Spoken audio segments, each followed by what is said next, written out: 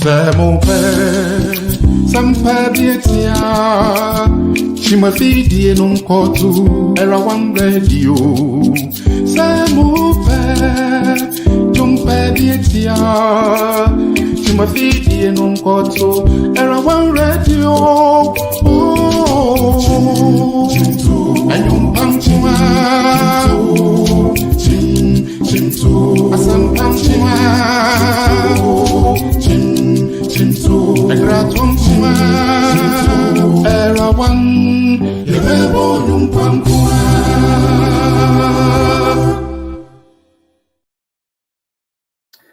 Good evening, Era One radio listeners and viewers all over the world. We welcome you to tonight's edition of the Divine Connection. This is where divinity meets humanity.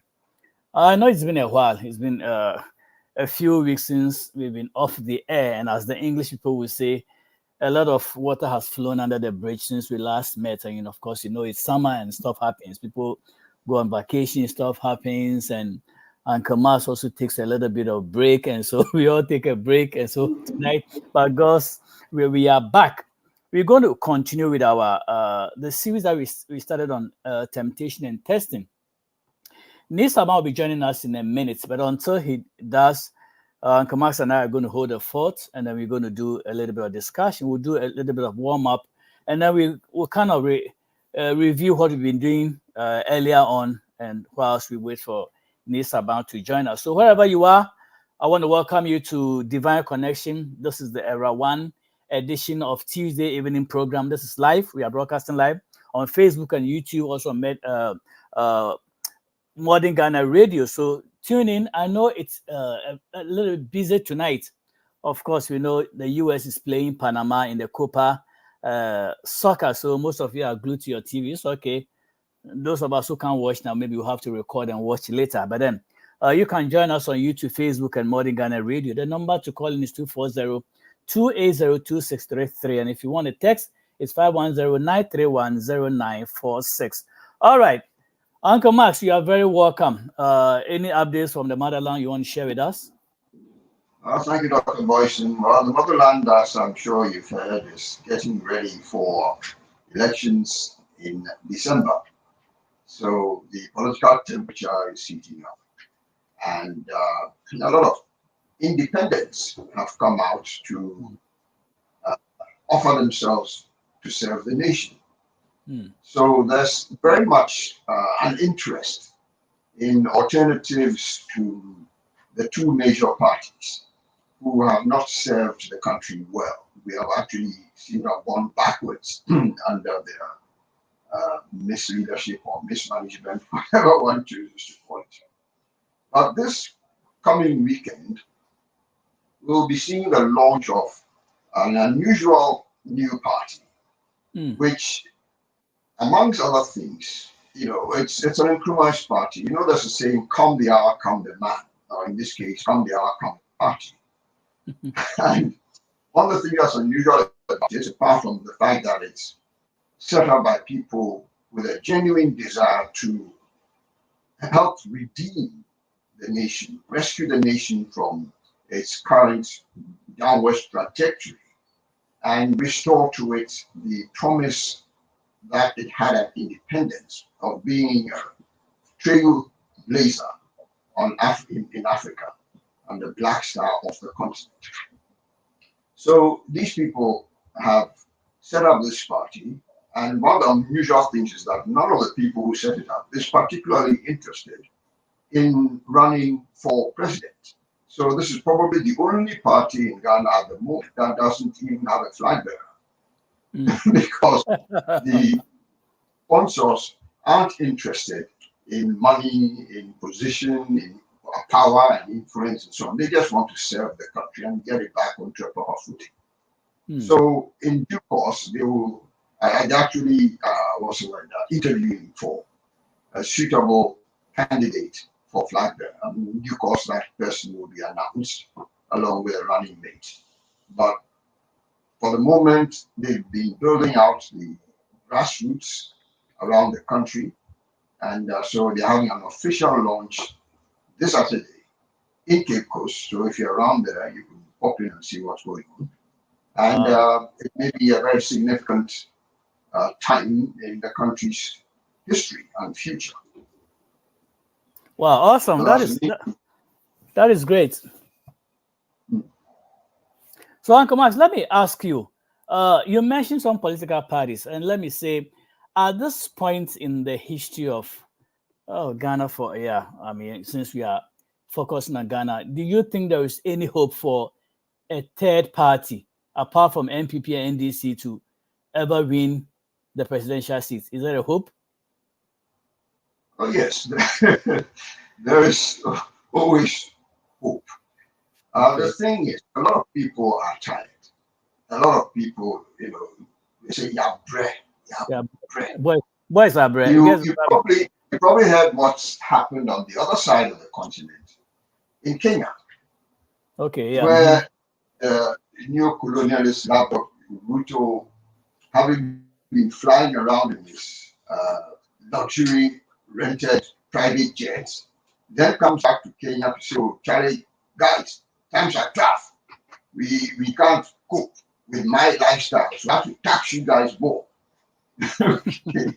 And there was a massive protest in the street. People said, "No, this one here, we don't go fit." Yeah, the people are suffering already. The people are already suffering. Not as much as we are suffering in Ghana, but they are suffering. And they went to the streets, they protested, and a number of people lost their lives, because of the police brutality response and so on. But in the end, Ruto had to back down and say, okay, guys, we hear you. We'll take this bill back. And there was a survey conducted not too long ago about voting intentions in Ghana, or voting likelihood. And it turned out that there's something like 30% of the electorate that will vote one big major party no matter what. Another 30% will vote the other big party no matter what. But that leaves a whole tranche of 40% who are not persuaded by either party that they deserve their votes. So if that 40% were to focus on one third or alternative party, we could be in for a very interesting time in this country. Wow. And that is the hope. Because people are just tired, people are just fed up. The thieving is too much, the lying is too much, the arrogance is too much. The country is not working. It's just not working. And so many people, especially the youth, want to leave the country because they don't see that there's any future for them, the way things are going. So we have to present a credible alternative. And that is how do you see Cheddar, the young man Cheddar? I met him before. Oh, you met him? Okay. I haven't, to be honest, I've never met anybody who has been so unapologetic about his love of money, wealth. And he displays his money like nobody's business. So, yes, he has money. Does he have ideas for the country that will work? I don't think so. Does he have vision? I don't think so. Does he have understanding of what's from Ghana, where we are today? I don't think so. So, hello? he's been a bit of a diversion, but I don't think he's got staying power. I don't think he's got what. Again, he doesn't have a party behind him. He's a movement, like so many other so-called movement.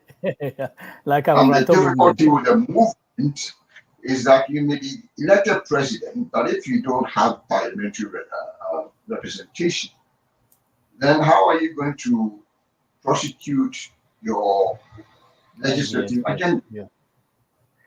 Well, unless they want fresh blood. Well, unless you return to bribing the parliamentarians, which has been the norm. And if you're going to do that, then you become what you go. You have to square one. Wow. So all right. You need a caucus in parliament which is not corrupt and will not be swayed by any, not just any nonsense that comes along. That's the only way we are going to get this country back onto a sustainable agenda and developmental growth. Well, I don't know how that is going to happen. I mean, a parliament, maybe it's going to be a new generation, a parliament without corruption. We'll see how it goes. Anyway, Nisaban has joined us. Oh, Reverend, you're welcome. I know now things are working now. Can you hear us? Nisaban, can you hear us? I think he's still not hearing us. Is your microphone muted? No, he's not muted. It should be okay. Yeah, we hear him, but I think he can't hear us. Yeah, do you hear him? Uncle Ma, do you hear Nisaban? I don't hear him, no. I hear you. Yeah, but I don't think. Let me take him off and bring him back. Let me see. Mm-hmm. Pastor Kong, can you hear us? Yes, I think we do now. Can you hear us? Hello, can you hear us?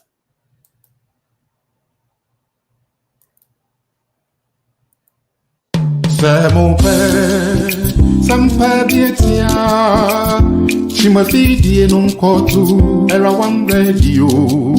Samupe jumpe dietia. Chimafidi non kotu era one radio. Oh, and you pamchima. Chimtu asam pamchima. Chimtu agratum chima. Era one.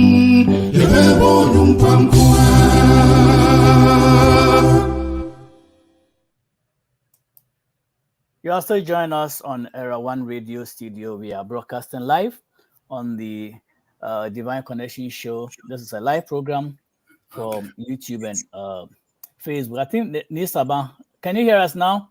Yeah, I can hear you. Okay. I think we are now all connected. Thank you.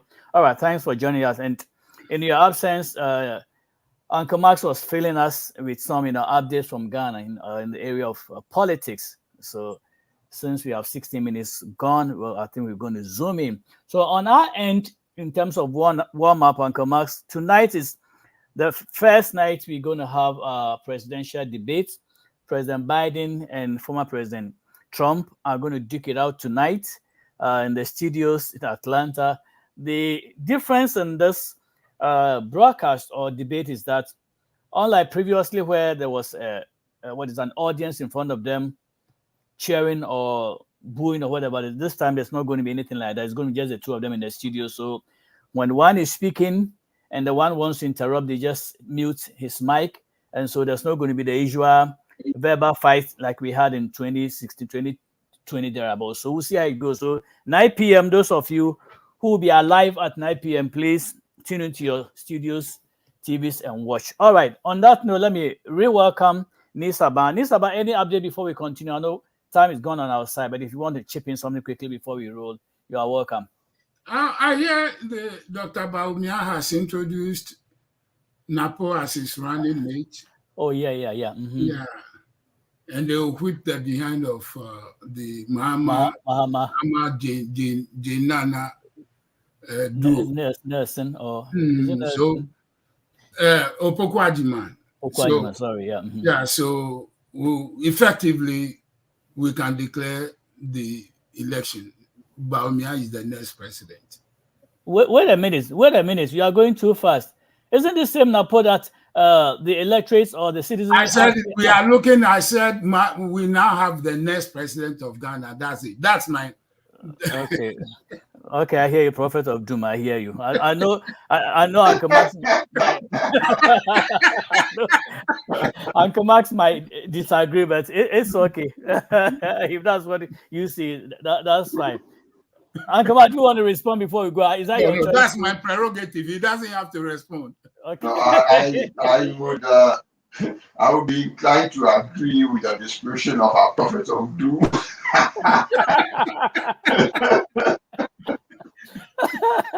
This is not me. We are not even. I never thought you would have to You know.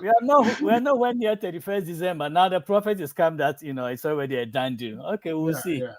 Yeah, the tasting of the pudding is in the eating. So we'll see. 7th December, we'll see. All right. Well, we are fully ready to zoom in. As I said, tonight we're going to revisit our text on temptation. As we started, we looked at temptation, and then somehow we were able to define or distinguish between temptation and tempting. It came out that these two gentlemen actually wowed us with their knowledge on this text. Tonight, we're going to introduce an element. You've been hearing AI. What is AI? Artificial intelligence. And as to how we're going to relate this technology thing to our study actually even beats my mind. I don't know what these guys are going to tell us. But let me just read our text quickly so you have an idea of where this is coming from, where we are going, and then I'll hand over to this learned gentleman. So 1 Corinthians chapter 10, verse 13, this is what it says. Let me read from. It says, there had no temptation taken you, but such as is common to man. But God is faithful, who will not suffer you to be tempted above that ye are able, but will with the temptation also make a way to escape, that ye may be able to bear it. All right, so I looked up a little bit of information on AI. And of course, I keep telling you guys that everything is on the internet. You can read anything, even if you want to find out how do I marry a woman. The internet will tell you. So AI, in short, artificial intelligence, shortened as AI, is technology that enables computers and machines to simulate human intelligence and problem-solving capabilities. On its own or combined with other technologies, examples, sensors, geolocation, robotics, AI can perform tasks that will otherwise require human intelligence or intervention. Digital assistants, GPS guidance, autonomous vehicles, and generative AI tools like OpenAI's ChatGPT are just a few examples of AI in the daily news and our lives. All right, let me end with this. As a field of computer science, artificial intelligence encompasses and is often mentioned together with machine learning and deep learning. These disciplines involve the development of AI algorithms modeled after the decision-making processes of the human brain that can learn from available data and make increasingly more accurate classifications or predictions over time. All right, so that's what we're going to look at tonight. I don't know how this discussion is going to go, but I told you on this platform, we don't just come and read the scriptures and go away. We apply it, and it's pure application. As to why AI can come into this scripture, honestly, I can't tell you, but these men will do. So let me go through them quickly, and then we'll see what they have for us. Of course, we've gone through the subject, the stakeholders and all that, so we're not going to revisit them. And already we have just about 38 minutes more, so we'll just go straight into the study. All right.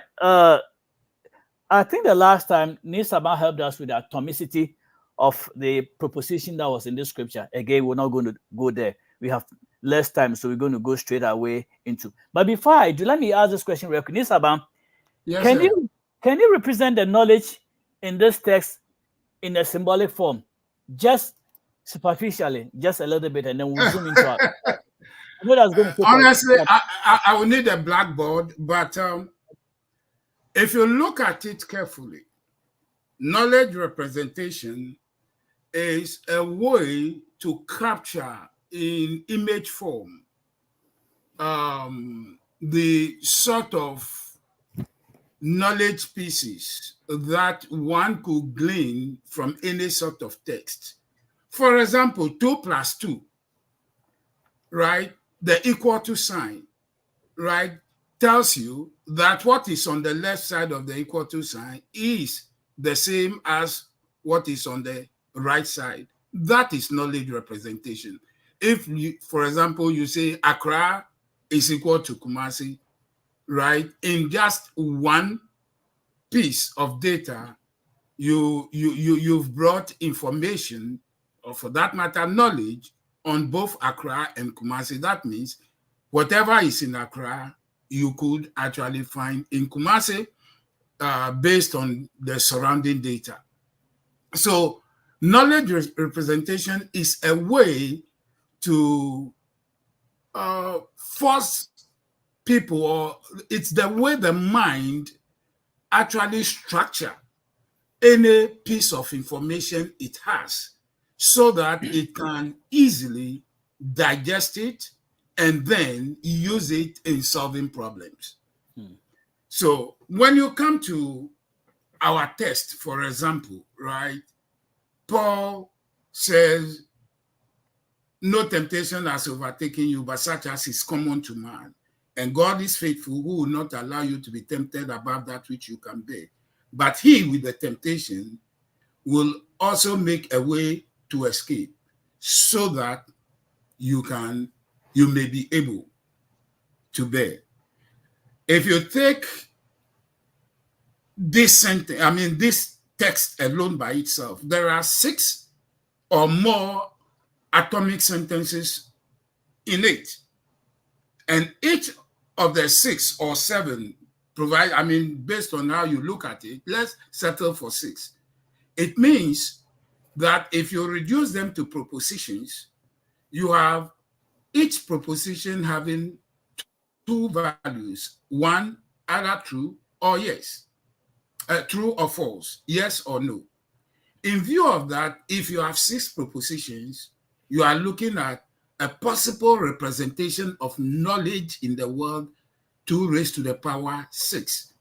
So you can see up to 64 different knowledge pieces in this simple verse, one verse. So the question is, how do you represent them? And that is where, once you begin representing them, you realize that they are not just one idea piled on another. There are ideas that are additions to the others, or they are just arguments, and therefore you have premises and conclusions in the same text. And so as we continue, there will be instances where there will be the occasion for me to actually give an instance of where you begin to realize that it is just not, no temptation has overtaken you. Such temptation is common to man. So you use the conjunction and. But there comes a place, for example, God is faithful. He will not allow you to be tempted above that which you can bear. He with the temptation will also create or make a way for you to escape, and then so that you may be able to handle. You will realize that if you are taking this and you use it, you use data analysis to look at it, for example, you will realize that some of them, the what we call the dependent variable, what you are actually interested in, that if you fall into a temptation, if a temptation overtakes you, the goal is that you will be able to bear it. So what are the things in the text, what we'll call the independent variables, that will enable you to bear? And the Bible gives us examples. Now God will make sure you are not tempted. You are not tempted above that which you can bear. That is 1. 2, he is faithful. 3, he will make a way of escape. 4, that temptation is common to man. So these are the things that you look at to make sure that they form the reason for you to be able to bear the temptation. So the independent variables that make the dependent variable being able to bear, what they make, they are the things you actually look at. Which of them, therefore, really determines what a person going through a temptation ends up with, either being able to bear the temptation or not able. You getting me, Dr. Bosse? Yes, sir. Mm-hmm. Now, you would realize, because you do your knowledge representation, you will realize that the most important independent variable there that contributes more than any of them is not the fact that God is faithful. It is not the fact that the temptation is common to man. It is not the fact that God makes a way for you to escape. It is the fact that God makes sure that you are not tempted above that which you can bear. Why? Because it becomes an argument, because you've represented it, you've represented that knowledge. So you realize that the argument form will be, God will not allow you to be tempted above that which you can bear. Therefore, you may be able to bear the temptation. So God creating a way for you to escape doesn't contribute as much to your being able to bear the temptation as much as God not allowing the temptation that you cannot bear to happen to you. So that is the good thing you are able to gain by being able to represent knowledge. Thank you, sir. We'll be going into details on that aspect since we said we're going to relate that in the AI age. But let me go to Uncle Mark's record. Uncle Mark's, you know, we've come a long way, very, very long way. When we were, you know, playing cassettes and gramophone power and all those things, we thought we had arrived, only to realize that the world was still going forward and forward. When we started using Skype, we said, wow, this is magic. You can see somebody's picture or video in your computer, your phone, and you say, well, the world can come to an end. Now we've seen everything. Then Facebook came in, and now we have AI. Have we arrived, or we still have to expect more?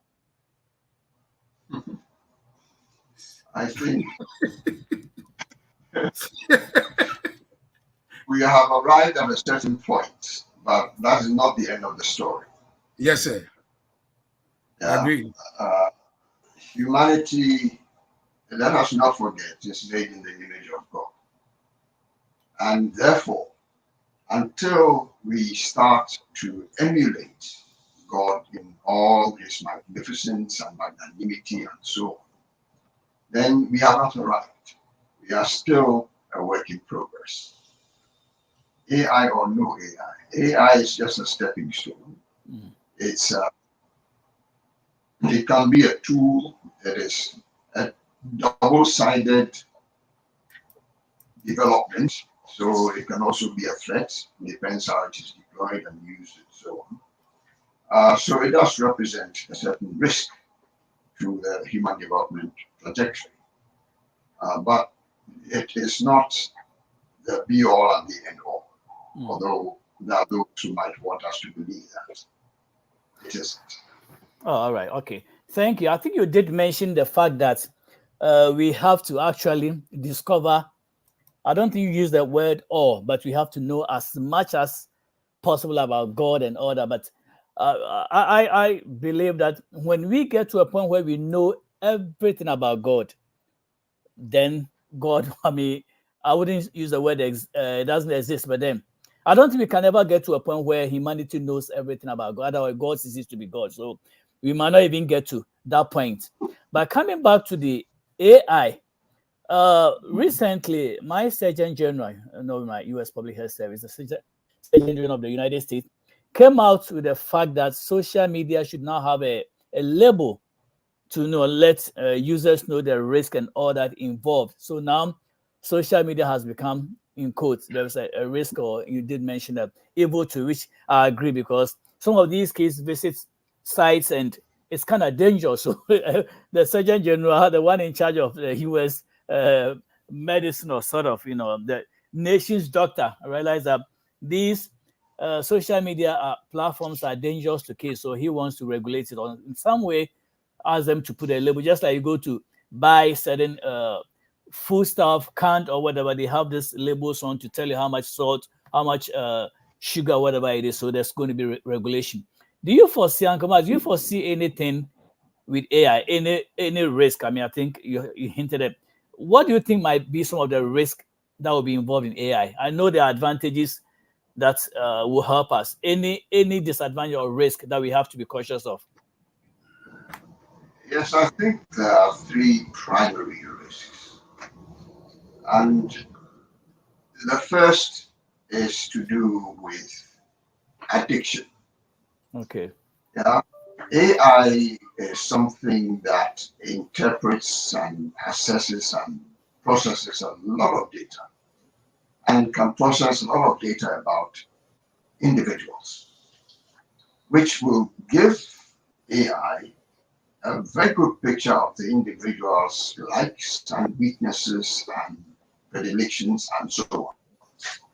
So if an algorithm is well properly structured, that algorithm could essentially capture that person's attention.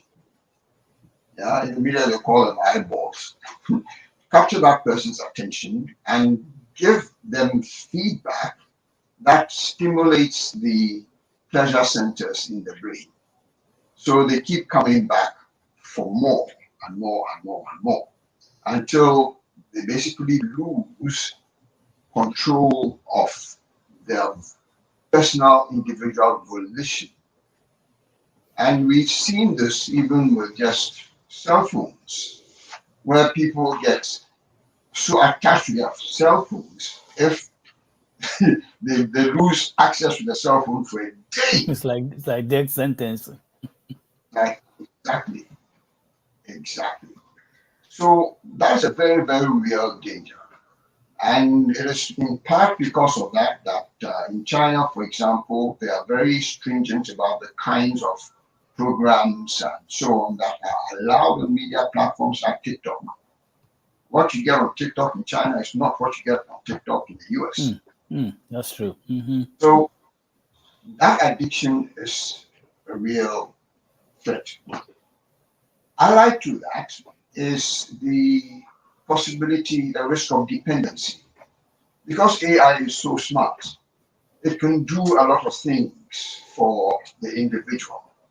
And we can get to a point where an individual is now relying on their AI-powered systems to do everything or pretty much everything for them. So they become dependent on these artificial systems. And if, for whatever reason, those systems are taken offline or they are corrupted or there's a power cut or whatever it is, suddenly the individual is powerless, cannot do anything for themselves. And on an individual basis, it may not matter. On a social basis, where large numbers of or percentage of the population is dependent on AI platforms and so on, imagine all the cars on the roads are linked to AI platforms, they are self-driving and so on. So you've got 10 million cars on the road in a particular city, and then something fails. Suddenly you've got 10 million cars that are out of control. With no skill or ability to intervene by the people in the cars to save themselves. It could be catastrophic. That's true. So that's the second level of risk. And the third level of risk is an extension of that, where you have willful, high-level control of AI systems, which then are used to control the population and people and basically make them slaves. So AI in the wrong hands is a very dangerous tool. And unfortunately, the history of human industrialization is that those with the means and the resources tend to grab more and more levers to control the general population. They don't offer freedom and autonomy. They continually want monopoly and control. Wow. That is a physicist's contribution to the AI. Wow. Can I say something, Dr. Boyson? Yes, sir, go ahead. Okay. I was going to give you the chance anyway, but since you jumped, you're okay. No, go ahead and say what you have to say, and then I think you finished my sentence for me. But I was just applauding Uncle Max for using his physicist background to help us give us the 3 dimensions. So go ahead. Thank you, Uncle Max. Uncle Max, I mean, you are few of his kind, so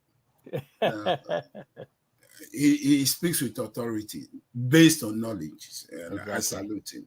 Which is power. But Dr. Boyson, well, to situate this conversation, this call it a Bible, whatever based talk show the goal of this AI infused Mr. But before I forget, I was going to ask this question before you started, but permit me before I forget. I was going to ask, you see the ad that Oprah does. I know it's not Oprah. They imitated his voice to do that ad on, I think it has to do something about Viagra or something. I said, why is Oprah talking to men about Viagra? Is that a form of AI? Yeah. Okay. And I'll give you examples. And Uncle Max was right on the dime, the dangers, the dark side of AI, right? So it's one of those things. But the goal for bringing in AI into this study, this talk show, is for us to understand that we cannot behave like ostriches, thinking that the Bible is exempt, right, from the attacking and conquering strides of AI. The point is, in fact, not long ago, a pastor friend engaged me on this question of what dangers AI poses to the church. And in fact, one of the things I said off the cuff, and after that, I started thinking about it and I realized I said the right thing is that if we don't take care in the church, there have been instances where somebody typed John 3:16 into an AI prompt, and the prompt prepared a message so superior that pastor was mesmerized. And I said, if we pastors don't sit up to make sure we are on top of our game, there will come a time when those Christians who actually prefer the spiritual and intellectual side of the Bible, right? There may come a time when AI may become our pastor, because our human pastor may not be able to measure up as far as the quality of messages that will come from the pulpit as against the quality of the message AI may be able to present. That is the danger. And that's why, for me, I think this is timely. But the AI is also dependent on human intellect feeding it with information. Oh, yeah, that is true. But guess what?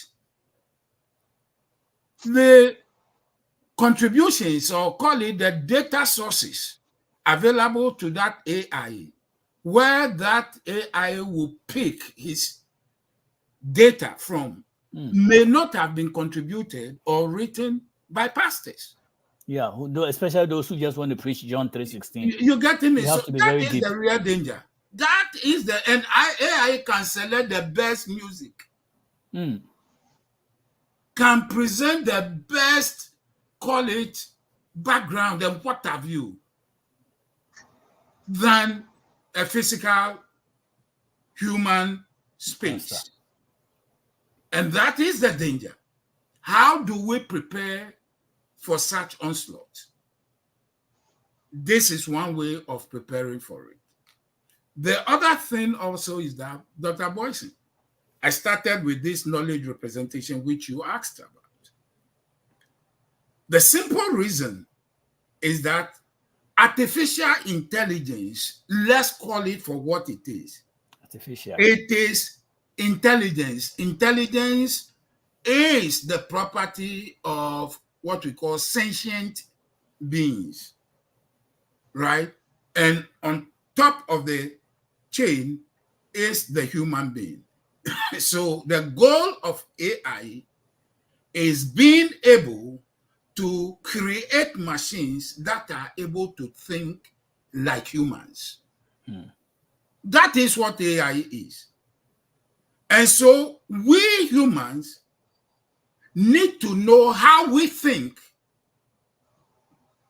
The problem is we are able to reason without thinking about how we reason. 99% of all human beings don't know how we reason, how the mind arrives at any particular decision. Some way, somehow, the mind does it. You getting me? That's the beauty of the whole game. But if we become aware of how our minds reason, we will be in a better place and we'll be in a better position to really control and master the environment where our minds are operating and making decisions. But Pastor, let me cut you real quick. My fear is that, and I think I shared the same when Uncle Max was talking. When we look at this technology, I am praying that this AI will be banned from certain countries, because if it becomes so prolific, then we are looking at 31st December, where AI is going to be used to expand our 31st prophetic utterance, and people are going to chime into it and believe it so much that there will be so much confusion. So that has to be regulated. Dr. Wesley, in actual fact, that scenario was the reason I asked to come in. Let's face it, this is not the first time humanity has faced such an existential threat. In fact, every era of human history has presented an existential threat one way or the other. So let's put it this way: these two shall pass. Shall pass. This one too pass. Let's look at examples. Dr. Boyson, when the steam engine, right, came into being, people said that to be the end of humans. Now, people can go anywhere. And don't forget, the original steam engine, the speed was 5 miles per hour. And people said, we mastered it. And it served us. Dr. Boyson, the most interesting is the bicycle. In fact, the bicycle is the reason our genetic pool actually grew, especially in Europe. Because until the bicycle came, a man married within 1 mile radius for proximity of his house. Yes, not more than that. So people ended up marrying relatives. And so the gene pool didn't expand. With the coming of the bicycle, you could go 5 miles, 10 miles. That's why Uncle Max could move from Sopon to Takoradi and go and chase it. And so people again considered it an existential threat. Why? Because all of a sudden, men could spread their genes beyond the control of the immediate family. Location. So, and then of course, now think about cars when they came into being, existential threat. Think about aeroplanes, existential threat. In our own lifetime, think about the telephone, existential threat. Think about the internet. The internet, the original slow internet, 1994, 95. People said, so the human spirit is such that it is at its best when its back to the wall. To the wall. But I think it's a good thing because it shows that humanity is not static. We are dynamic and we keep evolving. You know, that is why the risk has been that people think evolution of man is something that happened, which, well, we all know didn't happen. But science, of course, of course, the creationists and the scientists are always at loggerheads. But seriously, God has not banned science. And so that's one way for us to know that God is a scientist himself. Exactly. And so humans can differ. The creationists, whether God created the earth in 7 days, 7 calendar days, or what have you, and whether humans were created, that's beside the point. You getting me? It's for humans to banter. But the real problem, Dr. Boyson, for this study is, if we are going to train machines to think like us and be able, therefore, to do things that we normally would do, how and why should we not pursue that discipline that enables us to know how we think? We think, and it's like automatically things happen. We make decisions without really knowing how our minds make those decisions. And so we've taken one of such areas, the reasoning capabilities of the human mind, how it does it, how it is able to take an ordinary test and manipulate it to create more knowledge pieces out of a simple knowledge piece. You getting me? That is the goal for this question of AI in the Bible, using AI to understand the Bible. In actual fact, it means now we are getting to study how our own minds work. And so when the mind takes a text like this, how is it able to create more text out of this simple text? That is what we are seeing.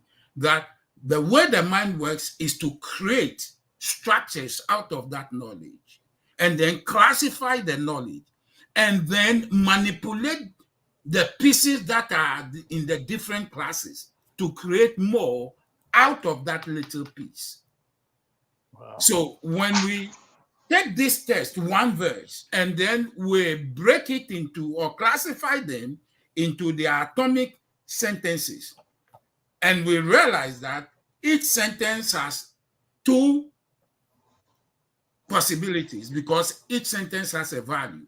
Either the sentence is true or the sentence is false, right? Once we look at all the propositions or the sentences or statements in the statement, and we get them and we classify them. For example, here we have 6 of them. Without our being able to know that our mind has the ability to manipulate this text in several ways to create more text, we will only be limited to the 6 that we are seeing. Whereas if we get to know how the mind actually is capable of doing it, and therefore we equip ourselves with that knowledge and consciousness, we will see 64 possibilities out of this. In AI, we call it possible worlds. How many possible worlds can we create out of a simple world? And so these are the 64 possibilities out of just one verse on temptation. That is the goal of it. So we are not straying from the text itself. We are actually going and beginning to see it in its various forms, how we can manipulate the same thing to see possibilities out of the same text. Thank you. Wow. Thank you very much, Nisaba. Uncle Mas, let me ask this question. I saw a video, a clip. You know, these days, Facebook, YouTube has become the playing ground for most people. And I saw your own daughter, Fela McCarthy. You know, Fela McCarthy. She was making a jovial skit on Facebook, and she said a boyfriend has promised to give her the whole world.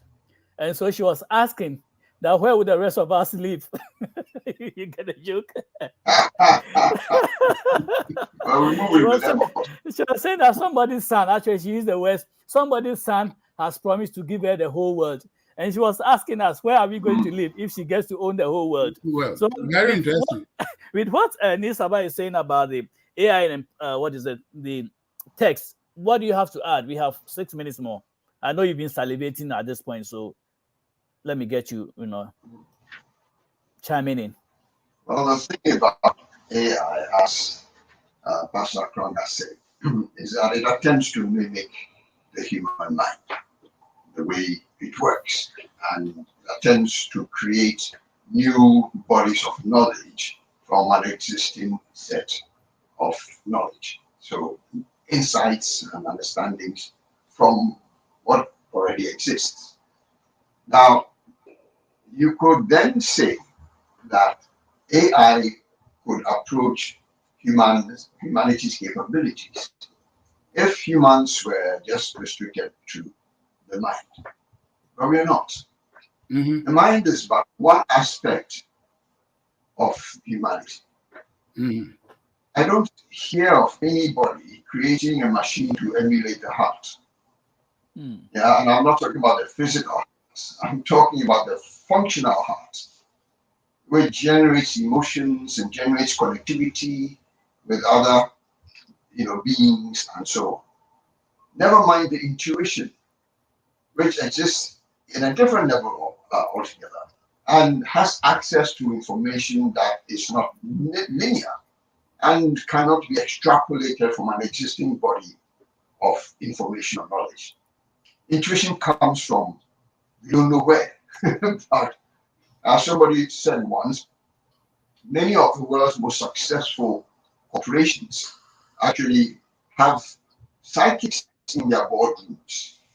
Many of the world's most successful business people, when you ask them, why did you make this or that decision? They say, well, I went by my gut, my gut feeling, their instinct, their intuition.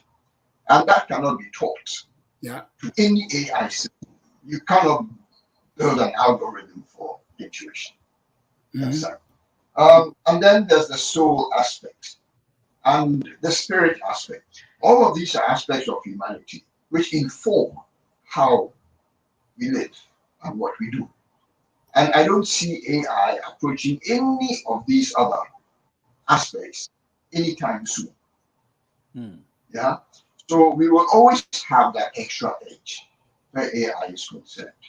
Consider also, AI is limited to the information that's available to it and algorithms and processes that it's able to generate and so on. So, like they say, there's a saying, garbage in, garbage out. That's not what I want to say. The quality of information determines the quality of AI. That goes in. Yeah, and the processes in between. So this is a closed system.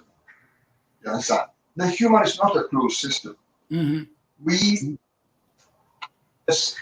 potentially, by our design, by the holographic nature of the universe, we have access to everything that exists in the universe, every piece of information that exists in the universe. No piece of AI could have that. Already, AI is reaching limitations. There are some countries where it is estimated that the energy that the data centers use for AI and other computing processes is about 30% of the national energy capability. 30%.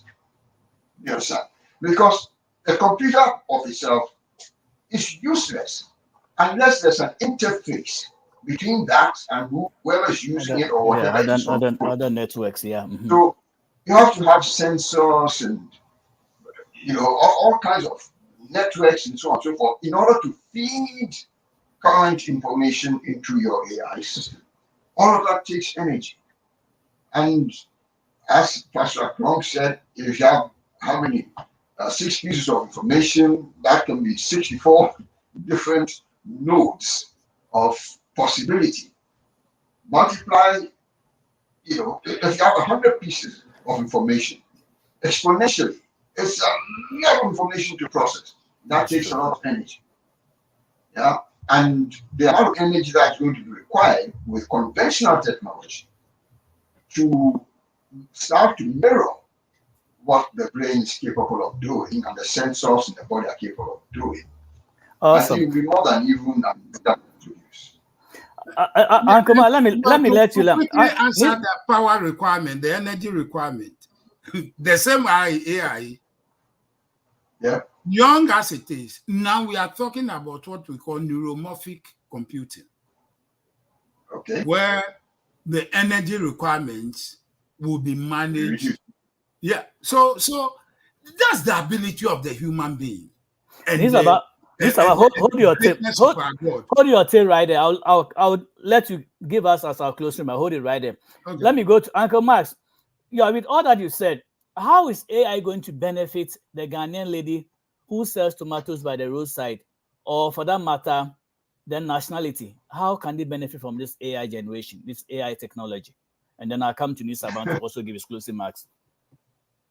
Let me start by making a point that when earlier Pastor Krom said he was having an energy problem, I thought he had come to Ghana. No, you infected him. You actually infected him. You infected with the or something. Yeah, Uncle Mas, it's your fault. You infected him all the way to Maryland. You infected with the doomsology. Napo was visiting. The thing is this: Africa is energy poor. We are already energy deficient. Half of the population of Africa has no access to electricity. So the impact of AI in Africa is going to be limited, at least initially, until perhaps Nisaban's very efficient processing systems come on board, and we can power AI with a single match. Or kerosene now. Then we can talk about using it in our ground. But for now, how is AI going to impact the tomato seller in Bukom Square or in Makola? I don't think it's going to help at all, except from the top end of the value chain, where maybe a farmer who's growing tomatoes can use AI to monitor market prices and then know where he can sell his tomatoes for the maximum benefit. And the transporter also knows where he can buy fuel to reduce the cost of transporting the tomato from the hinterland to the coast and so on. Yeah. Thank you, sir. All right, Nisaba, let me come back to you. Yeah, you had a point. Yeah, please. Again, the wonders of the human spirit. Dr. Boyson, isn't it amazing that Kayaye in Ghana, who have not seen the inside of a classroom, they all have cell phones. They are able to use smartphones.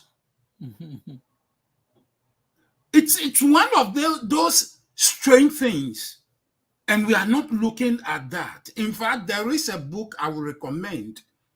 In fact, you can listen to a clip on YouTube. The gentleman is called Scott Flynn. And he talked about the gains in IQ. Okay. Right? And he made a very interesting observation.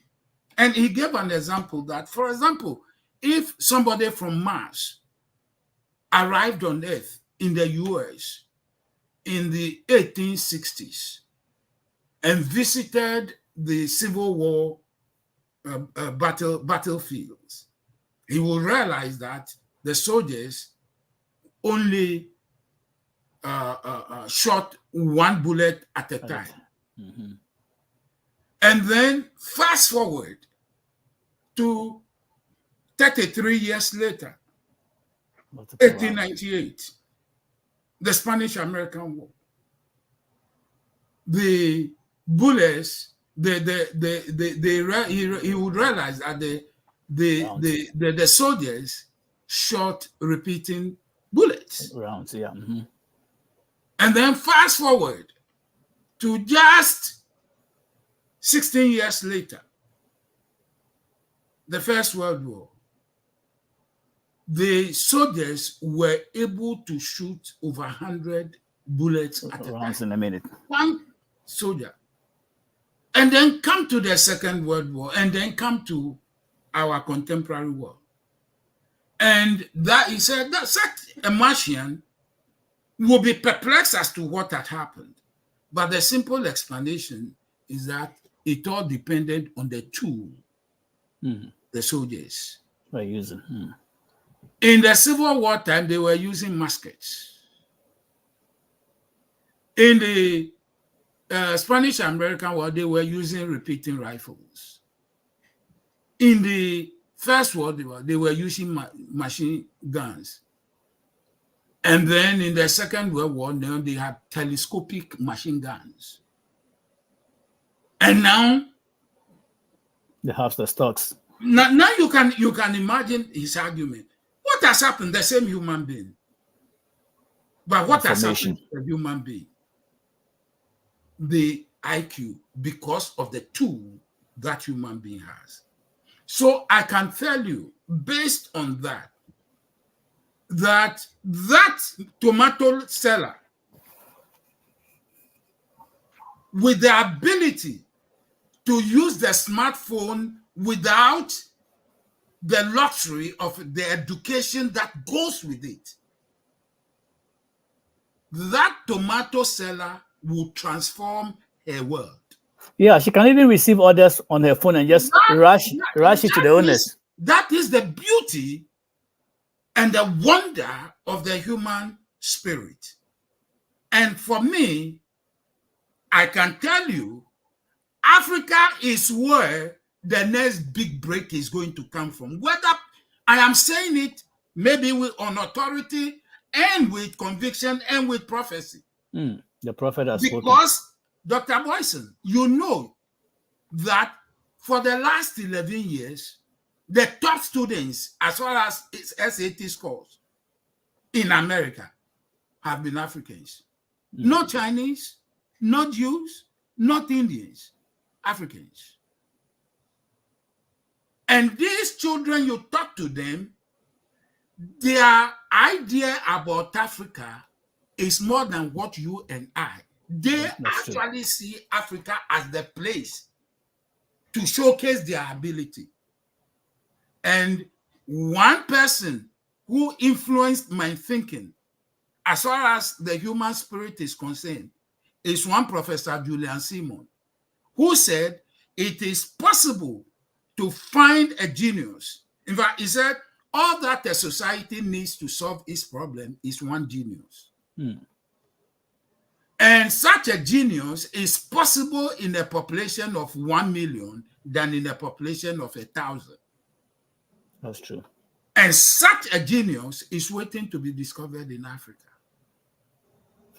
For me, that is where I see the real action. So the tomato seller, just like my own mother who never saw the inside of a classroom and for some reason couldn't read an English book.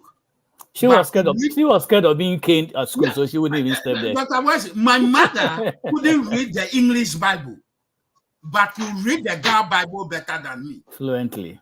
That's great. It's one of those things. And so I am looking at these possibilities. What is happening? What screws do we have to unscrew or screw to get the mindset? It's a whole mindset thing. It's a mindset thing. Yeah. So again, we will begin as part of this study, learn to know how our minds work, how it reasons, how it manipulates data to come up with more data so that we can be better proponents and evangelists of the word of God with all its dimensions, and as a byproduct, affect our little African village to become a better place. Wow. Thank you very much. Thank you very much, gentlemen. We are 8 minutes beyond the time, and it's worth it because this knowledge doesn't come from any textbook. It only comes from divine connection. Era One Radio Studio. So I want to thank Dr. Austin for making this platform available, and thank you, Nisaba, and thank you, Uncle Max, for availing yourself and sharing this knowledge. We haven't even scratched what we're going to do tonight. We're going to go into the text. So this is just to give you an intro of AI in biblical context. Sometimes we think that everything is of the devil. Anytime we hear something, we say of the devil. Because, I mean, if our grandfathers and mothers have seen the cell phone, they will say, hey, they will call the cell phone a demon or something. But this same cell phone is transforming our world. Computers are giving us better insight into life. So we can use what the world produces and use them in a positive way to make our lives better. It's all about the mindset. And I didn't mention about this tomato seller, and Nisaba also said it, that Uncle Mark said it. The tomato seller has a phone. Instead of going to Makula to go and sit there and sit under the sun to be scorched and the tomatoes were, she can just take orders on the phone. She will just get a beep on the phone. Oh, until Ajua is at the corner there, maybe Choco, she can't come to the market today because she's sick. So tomato seller, just rush me, just get an Uber and do marketing, grocery for me. It works. That's all part of the AI. So whatever we have as a tool is something to benefit us. Our fathers didn't see some of this technology, but now we are seeing. I'm sure in Jesus' day, there were some vehicles. Maybe he himself will also opt for a Rolls Royce to sit in and roam around town, but there was no vehicle, so he chose a donkey. Dr. Boyson, I disagree with that. Okay, go ahead. The Bible says Jesus departed in a ship to a desert. Just think about it. In a ship to a desert. It's from water to dry land. Thank you. From water to dry land in a ship. So don't think about the technology Jesus used. We haven't even scratched what it was. Okay, I see where you are going. You want to start a new topic, but you have to end. I have to go and watch my soccer, US and Panama. So I'm going. I am closing. So thank you very much. Nisaba, thank you very much. Get some good rest, and I'll see you next week. Nisaba, we'll talk later. Make sure you watch the debate tonight and see how Trump and Biden fares. All right, folks, thank you very much. Thank you, Uncle Max. Thank you, Uncle Max. Thank you for all my people, and thank you for all our audience that joined us. Charles Odamiti, thank you very much. Brother Prince and all that joined us, Obi Dabo, and all of you that joined us. We are grateful. We treasure your time being with us. You made the discussion interesting with your questions and your discussions. So until we meet again, same time next week, if the Lord tarries and it doesn't come, or rapture doesn't come, we'll meet again here at the same time, 6 p.m. Eastern Time, or Ghana, 10 p.m. Thank you very much and have a good evening. Bye-bye. I'm off to go watch my soccer. Let me go and cheer up my US. All right. And then we'll continue the debates. Bye-bye for now. Bye. Era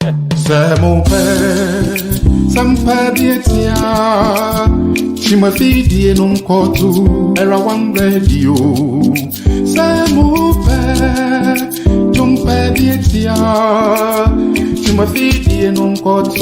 Era One Radio.